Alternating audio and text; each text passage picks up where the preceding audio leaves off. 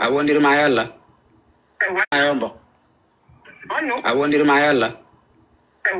min non a wondir ma yalla na inu gole waddi ma waddal min ngenen dido ko yotuden ko fi affaire budi bin ko min e bappa ma yoti on deba min naati budi fusi joni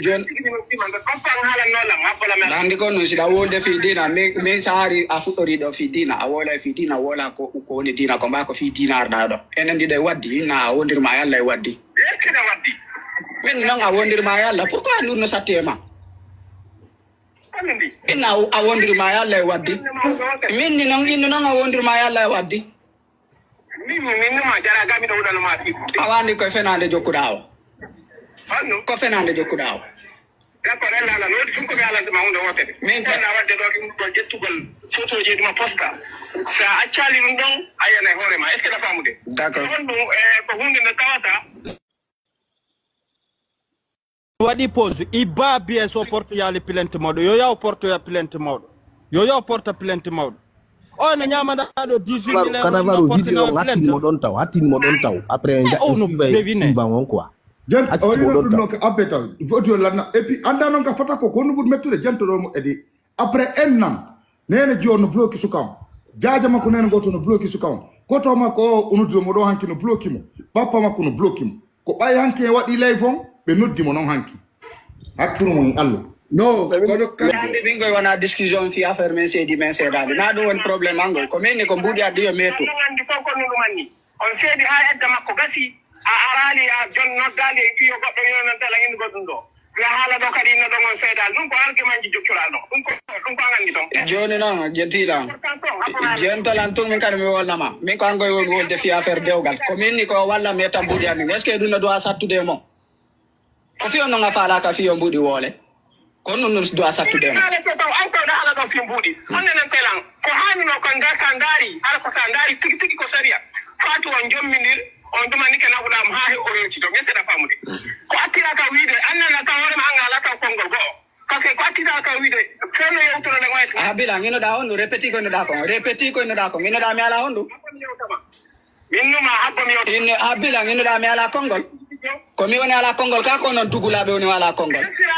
parce que ko no la immodo yandi faccari ko mi woni ala kongol ka ko non woni ala kongol min ko min nyama mi jomba mo mi adam lede porto ko mi wadi est ce que on occupé mu nani faccari no nala wo mi ala kongol donc kanama wallahi dum ko ma artata ko min mi yenna tama wata yenna mi landi ke madaw min ma si min se waddani enen dido min enen dido mi jonniti mi landi ke ma ino da o fi comme on lay fujo ko nan ko na aden tugulabe comme on lay fujo ka ko on lay fujo wallahi ko ngon wonde lay fu bepperi ma anka wona wonde fi affaire sharia don bepperi itiro wani say no dudala mi noddali malabi wulude a jaabi kala bepperi da wala do inna la wonde ma ala numéro a on ma famay portana mingo ko do mi habbi ko yon portana en plein sa wada lu non ara mi andi ka fatu do kama d'accord buttari ma on donc kana ma kos nabe voilà effectivement nabe minuma si on nabari din photo ji dimi pi mo don yalti non justifier ko so nabali ara mi andi ko fatude nabi non preuve di ma di porta plainte minuma non nabu preuve wo wonde may waddi jonna minima ya hudo fi on ngata hudo da bari da holi golle maade fi on ngata hudo da ko non na wad minni anga ala mi jitade ga mi landi ke masen waddi ay ni la nge waddi minima ya hudo fi on ngata hudo da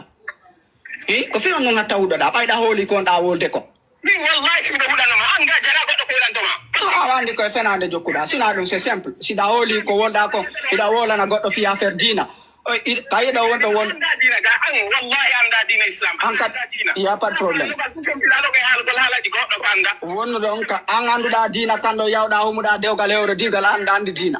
burma andude fi islam ya pas problème kono no min la nafitori burma akita godda dana an sika kana ko ma parce que anda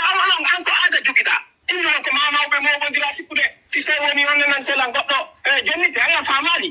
afamari kangoy woni on débat don min goy dandi débat ngoy min nafi do ngokkitiri biddo mongo min wana dum goy moi je m'en fous royalement min ko min ko yoba mbudi andi est ce que dum ne doit sattude ma budi ma ngar ga hisa yobato mo ko innuda premier fois ko attila ka wide han kala ko wadda on kimo kala ko wadda ndam don ko go yelti da wida joni o kalima joni o yoɓay joni noon wiɗa kadi yo yoɓri no hay so tawi woni ko 5 ko yoɓiri ha tumaɗi timmi ko ha bilan moko ba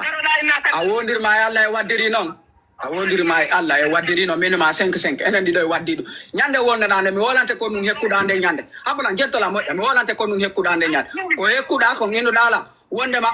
buuɗi ɗi yoɓete ko mais ko kanko fatu yoɓata kanko andi compte o yoɓi ɗuma konɗa wolde ɗon ko ɗum enen ɗiɗo wadde kono wonɗa wolde ɗon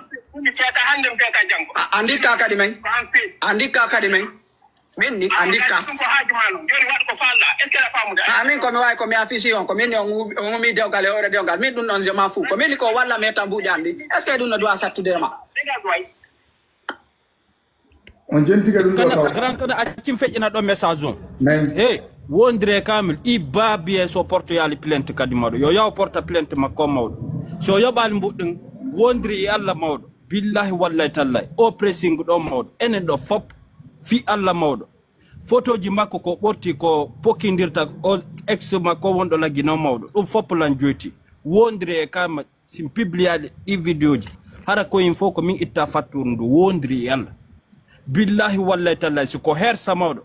ɓe fop ɓe publiété ɗo mawɗo so wawi portode plainte yo yaw portana plainte so portani plainte haray natte wallahi o yoɓa e mbuɗɗi mawɗo kala kadi debbo mo yino sutena o sonnajo ɗo o sofiddete mawɗo photo ji makko fop men joyti mawɗo nga dewgal ɗo kadi ko seydaygal ni mawɗo billahi wallahi tallahi voilà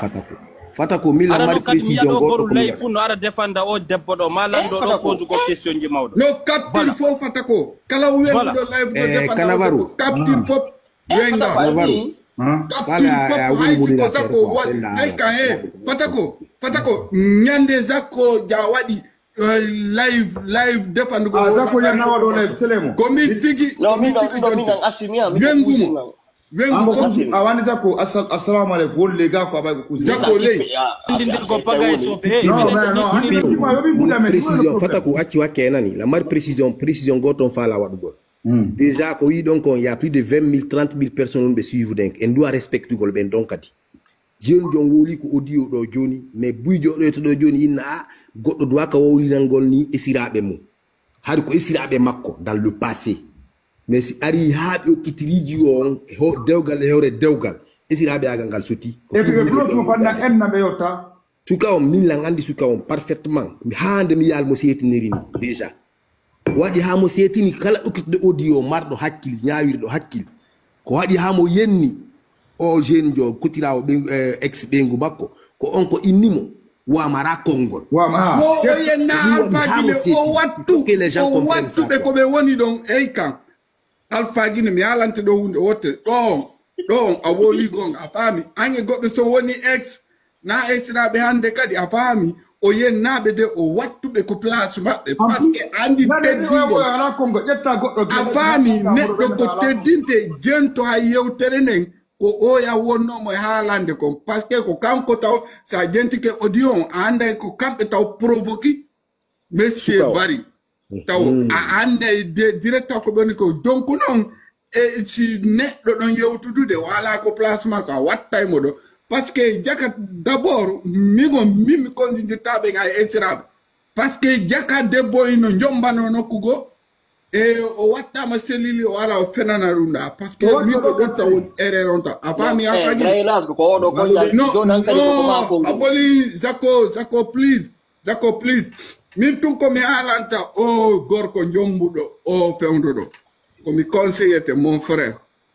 miɗo anndi noon siɓɓe mano ko réseau ga nde hanki partenaire ɓe Zako en ɗo ɓe fof ɓe men wotodiri arno ga haali